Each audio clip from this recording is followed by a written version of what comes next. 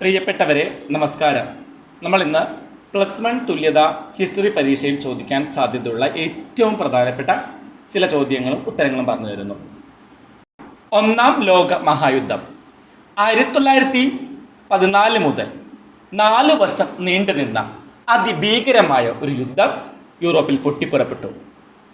ഏതാണ്ട് എല്ലാ യൂറോപ്യൻ രാജ്യങ്ങളും 2 ചേരികളായി തിരിഞ്ഞ് പങ്കെടുത്ത ഈ യുദ്ധം ലോകത്തിലെ മിക്ക രാഷ്ട്രങ്ങളെയും ഒരു വിധത്തിലല്ലെങ്കിൽ മറ്റൊരു വിധത്തിൽ ബാധിച്ചു. ഈ യുദ്ധത്തിൻ്റെ പ്രധാനപ്പെട്ട കാരണങ്ങൾ നോക്കാം.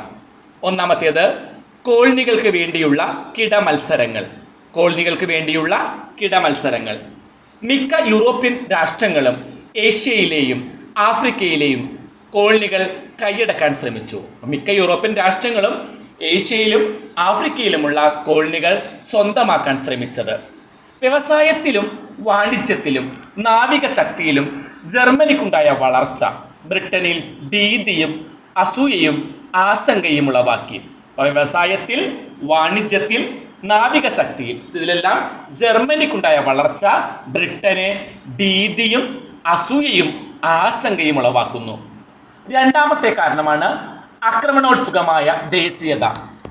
സ്വന്തം രാജ്യത്തോടുള്ള അതിരുകടന്ന സ്നേഹം അന്യ രാജ്യങ്ങളോടുള്ള വിദ്വേഷവും അസഹിഷ്ണുതയും വർദ്ധിപ്പിച്ചു. അപ്പം സ്വന്തം രാജ്യത്തോടുള്ള അതിരുകടന്ന സ്നേഹം മറ്റ് രാജ്യങ്ങളോടുള്ള വിദ്വേഷമായും അസഹിഷ്ണുതയായും മാറി.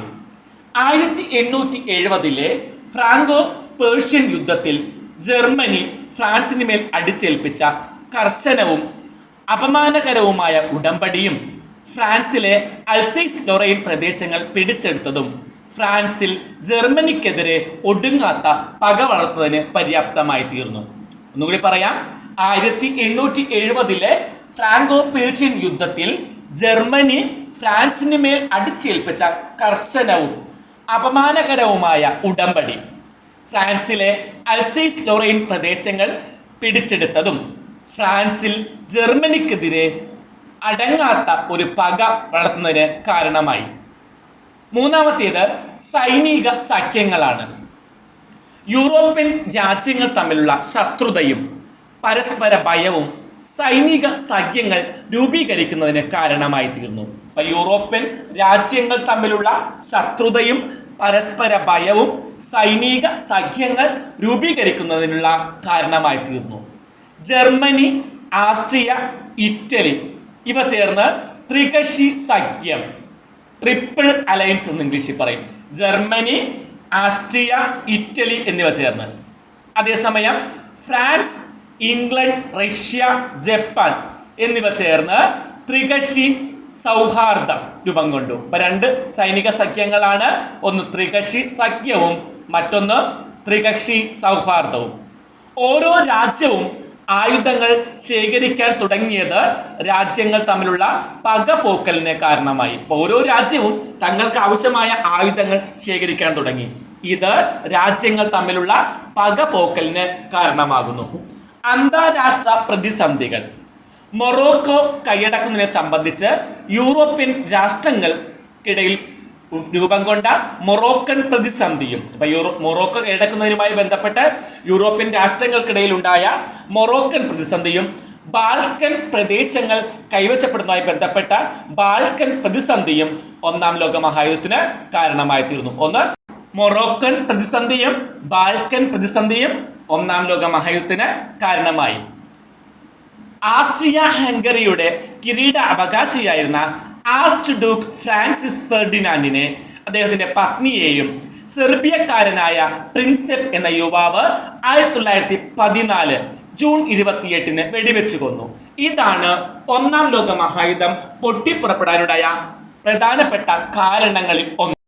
അപ്പോൾ ആർച്ച് ഡ്യൂക്ക് ഫ്രാൻസിസ് ഫെർഡിനാൻഡിനെയും അദ്ദേഹത്തിന്റെ ഭാര്യയെയും പ്രിൻസെപ്പ് എന്ന് പറഞ്ഞ യുവാവ് വെടിവെച്ച് കൊന്നതാണ് ഒന്നാം ലോക മഹായുദ്ധം ഉണ്ടാകാനുള്ള പ്രധാനപ്പെട്ട കാരണങ്ങളിൽ ഒന്ന്. തുടർന്ന് ആസ്ട്രിയ സെർബിയക്കെതിരെ യുദ്ധം ആരംഭിക്കുന്നു.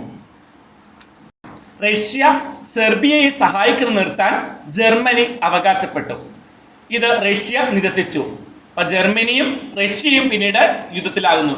ചുരുക്കത്തിൽ ലോകത്തിലെ എല്ലാ വലിയ ശക്തികളും ഈ യുദ്ധത്തിന്റെ ഭാഗമായി എന്ന് പറയാം. യുദ്ധത്തിന്റെ ഫലങ്ങൾ എന്തെല്ലാമാണെന്ന് നോക്കാം. പല യൂറോപ്യൻ രാജ്യങ്ങളിലെയും രാജവാഴ്ചയുടെ അന്ത്യം കുറിക്കുന്ന ഒന്നായിരുന്നു ഒന്നാം ലോക മഹായുദ്ധം. പല യൂറോപ്യൻ രാജ്യങ്ങളുടെയും രാജവാഴ്ച ഇതോടെ അവസാനിച്ചു. യുദ്ധാനന്തരം കോളനി വിരുദ്ധ സമരങ്ങൾ പല രാജ്യങ്ങളിലും ഉണ്ടായി. യുദ്ധാനന്തരം കോളനി വിരുദ്ധ സമരങ്ങൾ 1917 റഷ്യൻ വിപ്ലവം ഒന്നാം ലോക മഹായുദ്ധത്തിന്റെ ഫലമായിരുന്നു. ജർമ്മനി, ആസ്ട്രിയ തുടങ്ങിയ രാജ്യങ്ങൾ തകർന്നുപോയി. നിരവധി സ്വതന്ത്ര രാജ്യങ്ങൾ നിലവിൽ വന്നു. യൂറോപ്പ് ദേശീയതയുടെ അടിസ്ഥാനത്തിൽ പുനഃസംഘടിക്കപ്പെട്ടു. സർവരാഷ്ട്ര സഖ്യം രൂപീകരിക്കപ്പെട്ടു. ഇതിന്റെ ദുരന്ത ഫലങ്ങൾ എന്താണെന്ന് നോക്കാം. അപ്പൊ ഏറ്റവും വിനാശകരമായ യുദ്ധങ്ങളിൽ ഒന്നായിരുന്നു ഒന്നാം ലോക മഹായുദ്ധം. ലോകത്തിലെ എല്ലാ രാജ്യങ്ങളെയും പ്രത്യക്ഷമായോ പരോക്ഷമായോ ഈ യുദ്ധം സ്വാധീനിച്ചിട്ടുണ്ട്. നിരവധി ആളുകൾ മരണപ്പെട്ടു. 1 കോടിയോളം സൈനികർ കൊല്ലപ്പെട്ടെന്നാണ് കണക്ക്. 2 കോടിയിലധികം പേർ പരിക്കേൽക്കപ്പെട്ടു. അതുമാത്രമല്ല, തൊഴിലില്ലായ്മ, പട്ടിണി, ദാരിദ്ര്യം, പോഷകാഹാരക്കുറവ് തുടങ്ങിയവ എല്ലാ രാജ്യങ്ങളിലും ദൃശ്യമായി. വ്യവസായങ്ങളും ഗതാഗതവും താറുമാറായി. ഭക്ഷ്യോൽപാദനം കുറഞ്ഞു. നാണയപ്പെരുപ്പം വർദ്ധിച്ചു. ജീവിത ചെലവ് കുതിച്ചുയർന്നതോടുകൂടി ജീവിതം ദുരിതപൂർണമായി. സർവരാഷ്ട്ര സഖ്യം 1919 പാരീസ് സമാധാന സമ്മേളനത്തിന്റെ പ്രധാന ഉദ്ദേശം ഒരു സർവരാഷ്ട്ര സമിതിയുടെ രൂപീകരണമായിരുന്നു. അമേരിക്കൻ പ്രസിഡന്റ് വുഡ്രോ വിൽസന്റെ 14 തത്വങ്ങളിൽ ഒന്നായ ഒന്നാം ലോക സമാധാനവും സുരക്ഷിതത്വവും എന്ന ലക്ഷ്യം നിറവേറ്റുന്നതിന് വേണ്ടിയാണ് സർവരാഷ്ട്ര സഖ്യം രൂപീകരിച്ചത്. അന്താരാഷ്ട്ര സമാധാനവും സുരക്ഷിതത്വവും ഇത് ഉറപ്പുവരുത്തുന്നു. ലക്ഷ്യങ്ങൾ അന്താരാഷ്ട്ര സമാധാനവും സുരക്ഷിതത്വവും ഉറപ്പുവരുത്തുന്നു. വിവിധ രാഷ്ട്രങ്ങൾ തമ്മിലുള്ള തർക്കങ്ങൾ സമാധാനപരമായ മാർഗങ്ങളിലൂടെ പരിഹരിക്കുക. ലോക രാഷ്ട്രങ്ങൾക്കിടയിൽ സാമ്പത്തികവും സാമൂഹികവുമായ നവീകരണം വളർത്തുക. അംഗരാഷ്ട്രങ്ങളുടെ രാഷ്ട്രീയ സ്വാതന്ത്ര്യം ഉറപ്പുവരുത്തുക. സർവരാഷ്ട്ര സമിതിക്ക് 3 ഘടകങ്ങളുണ്ട്: അസംബ്ലി, കൗൺസിൽ, സെക്രട്ടേറിയറ്റ്. ഇത് കൂടാതെ നീതിന്യായ കോടതിയും അന്താരാഷ്ട്ര തൊഴിൽ സംഘടനയും ഇതിനുണ്ടായിരുന്നു.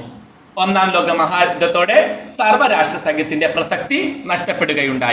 ഒന്നാം ലോക മഹായുദ്ധത്തിന്റെ ഫലമായിട്ടാണ് ഇറ്റലിയിൽ ഫാസിസവും ജർമ്മനിയിൽ നാസിസവും രൂപം കൊണ്ടത്. ബെനിറ്റോ മുസോളിനി ആദ്യം ഇദ്ദേഹം ഒരു സോഷ്യലിസ്റ്റ് ചിന്താഗതിക്കാരനായിരുന്നു. സോഷ്യലിസ്റ്റ് പത്രമായ അവന്തിയുടെ പത്രാധിപരായിരുന്നു ഇദ്ദേഹം.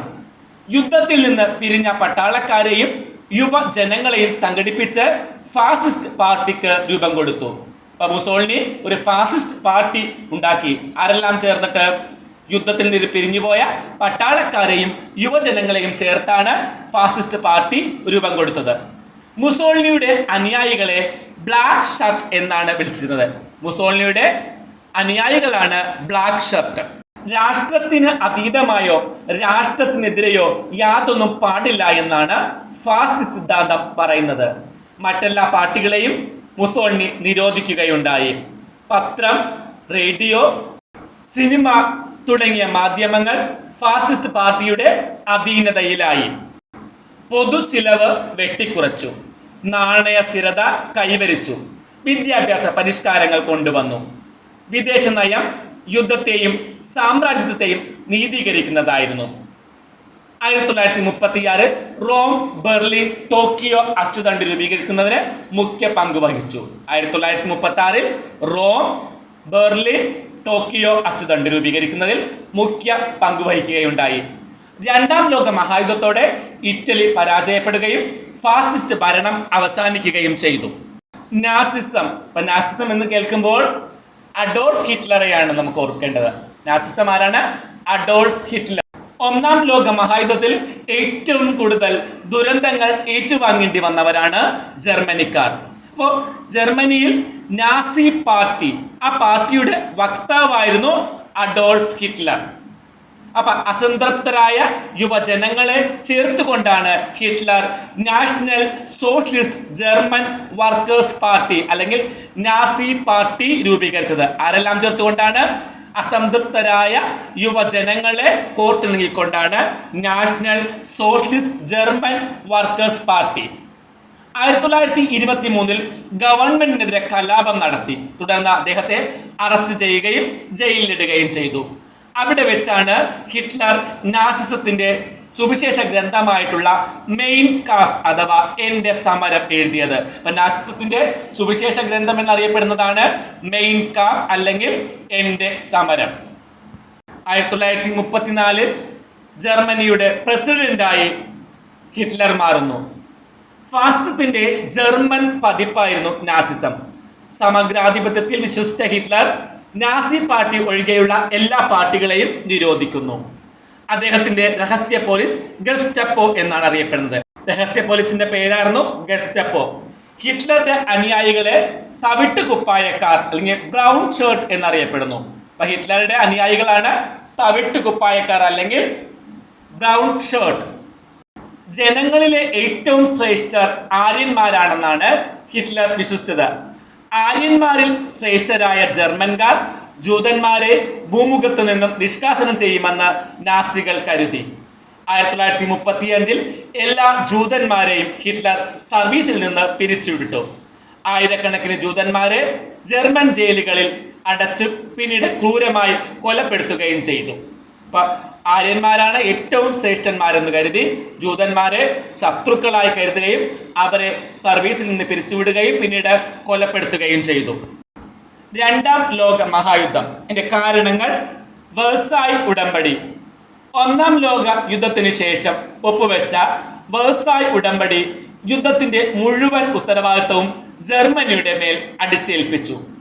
യുദ്ധത്തിന് പ്രധാന കാരണക്കാർ ജർമ്മനിയാണെന്ന് പറഞ്ഞ് ഇതിന്റെ മുഴുവൻ ഉത്തരവാദിത്വവും ജർമ്മനിയുടെ തലയിൽ വന്നു വീണു. യുദ്ധത്തിൽ വിജയിച്ച സഖ്യകക്ഷികൾ ജർമ്മനിയെ നിരായുധീകരിക്കുകയും അവരുടെ കോളനികൾ തട്ടിയെടുക്കുകയും ചെയ്തു. ഇത് ജർമ്മൻകാരിൽ പ്രതികാര മനോഭാവം ഉണ്ടാക്കി. ക്രമേണ വേഴ്സായ് ഉടമ്പടിയിലെ വ്യവസ്ഥകളെ ഓരോന്നായി ലംഘിച്ചുകൊണ്ട് ഹിറ്റ്ലർ രണ്ടാം ലോക മഹായുദ്ധത്തിന് വഴിമരുന്നിട്ടു. മറ്റൊരു കാരണം സർവ്വരാഷ്ട്ര സഖ്യത്തിന്റെ പരാജയമായിരുന്നു. സമാധാനവും സുരക്ഷിതത്വവും ഉണ്ടാകാൻ വേണ്ടി ഉണ്ടാക്കിയ സർവ്വരാഷ്ട്ര സഖ്യം തകർന്നത് ഒരു കാരണമാണ്. മൂന്നാമത്തേത് കമ്പോളങ്ങൾക്കും കോളനികൾക്കും വേണ്ടിയുള്ള കിടമത്സരങ്ങൾ. ലോകത്തിലെ കോളനികൾ സ്വന്തമാക്കാൻ യൂറോപ്യൻ രാജ്യങ്ങൾ മത്സരിക്കുകയുണ്ടായി. ബ്രിട്ടൻ, അമേരിക്ക, ഫ്രാൻസ്, ഹോളണ്ട് എന്നീ രാജ്യങ്ങളായിരുന്നു ഇവ പലതും നിയന്ത്രിച്ചിരുന്നത്. ജപ്പാൻ, ജർമ്മനി, ഇറ്റലി എന്ന രാജ്യങ്ങൾ കോളനികളൊന്നും ഉണ്ടായിരുന്നില്ല. അവരും ഇതിൽ അസംതൃപ്തരായിരുന്നു. ഈ സാഹചര്യത്തിൽ മറ്റു ചെറിയ രാജ്യങ്ങളെ ആക്രമിച്ച് തങ്ങളുടെ സാമ്പത്തിക ഭദ്രത ഉറപ്പുവരുത്താൻ ഇറ്റലി, ജർമ്മനി തുടങ്ങിയ രാജ്യങ്ങൾ ശ്രമിച്ചു. ജപ്പാൻ മഞ്ചൂറിയ ആക്രമിച്ചതും ഇറ്റലി അബസീനിയയെ ആക്രമിച്ചതും ജർമ്മനിയുടെ പിന്നീടുണ്ടായ ആക്രമണ പരമ്പരകളും ഇതിന് ഉദാഹരണമായിരുന്നു. മറ്റു കാരണങ്ങൾ: ആക്രമണോത്സുകമായ ദേശീയത, ദേശീയ ന്യൂനപക്ഷങ്ങളുടെ പ്രശ്നങ്ങൾ, 1929 സാമ്പത്തിക മാന്ദ്യം. 1939 ഹിറ്റ്ലറുടെ പോളണ്ട് ആക്രമണത്തോടെയാണ് രണ്ടാം ലോക മഹായുദ്ധം ആരംഭിച്ചത്. വൻ സൈനിക ശക്തികൾ രൂപം കൊണ്ടു. അച്ചുതണ്ട് ശക്തികളാണ് ഒന്നാമത്തേത്. ഇറ്റലി, ജർമ്മനി, ജപ്പാൻ എന്നിവരാണ് അച്ചുതണ്ട് ശക്തികൾ. സംഖ്യശക്തികൾ എന്നത് England, France, America, Soviet union എന്നിവയായിരുന്നു. 1941 ജപ്പാൻ അമേരിക്കയുടെ കീഴിലുള്ള നാവിക കേന്ദ്രമായ പേൾ ഹാർബർ ആക്രമിച്ചു. ഇതോടെ അമേരിക്ക യുദ്ധത്തിൽ പങ്കാളികളാകുന്നു. ഇത് സഖ്യകക്ഷികളുടെ കരുത്ത് വർദ്ധിപ്പിച്ചു. 1945 ഹിറ്റ്ലറും മുസോളിനിയും സഖ്യകക്ഷികൾക്ക് കീഴടങ്ങുകയുണ്ടായി. 1945 ഓഗസ്റ്റ് 6 ജപ്പാനിലെ ഹിരോഷിമയിലും ആഗസ്റ്റ് 9 നാഗസാക്കിയിലും അമേരിക്ക അണുബോംബ് വർഷിച്ചതോടെ തകർന്നടിഞ്ഞ ജപ്പാനും ഒടുവിൽ കീഴടങ്ങുന്നു. 5 കോടി ജനങ്ങളാണ് ഇതിൽ മരണപ്പെട്ടത്. നിരവധി ആളുകൾ പരിക്കേൽക്കുകയും കുടിയേറ്റക്കാരാവുകയും ചെയ്തു. യൂറോപ്യൻ സമ്പദ് വ്യവസ്ഥ യുദ്ധം തകർത്ത് കളയുകയുണ്ടായി. വൻ ശക്തികളുടെ പതനവും അമേരിക്കയും റഷ്യയും ഉയർന്നു വരികയും ചെയ്തു. ശീതസമരത്തിന് കാരണമായി. ഐക്യരാഷ്ട്രസഖ്യം രൂപീകരിക്കപ്പെട്ടു. ഏഷ്യയിലും ആഫ്രിക്കയിലും കോളനികൾ സ്വതന്ത്രമായി. ഇനി ഐക്യരാഷ്ട്ര സംഘടന രണ്ടാം ലോക മഹായുദ്ധത്തെ തുടർന്നുണ്ടായ ഒരു സമാധാന സംഘടനയായിരുന്നു ഐക്യരാഷ്ട്ര സംഘടന.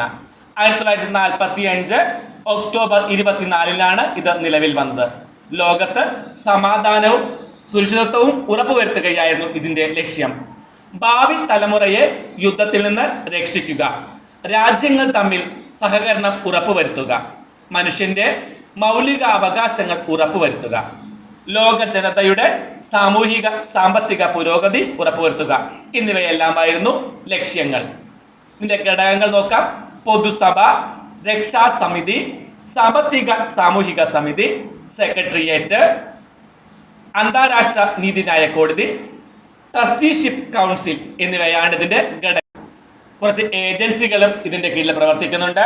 ILO അന്താരാഷ്ട്ര തൊഴിൽ സംഘടന, WHO ലോകാരോഗ്യ സംഘടന, FAO ഭക്ഷ്യ കാർഷിക സംഘടന, IMF അന്താരാഷ്ട്ര നാണയനിധി, യുനെസ്കോ, യുണിസെഫ്, അന്താരാഷ്ട്ര അണുശക്തി ഏജൻസി എന്നിവയാണ് പ്രധാനപ്പെട്ടവ.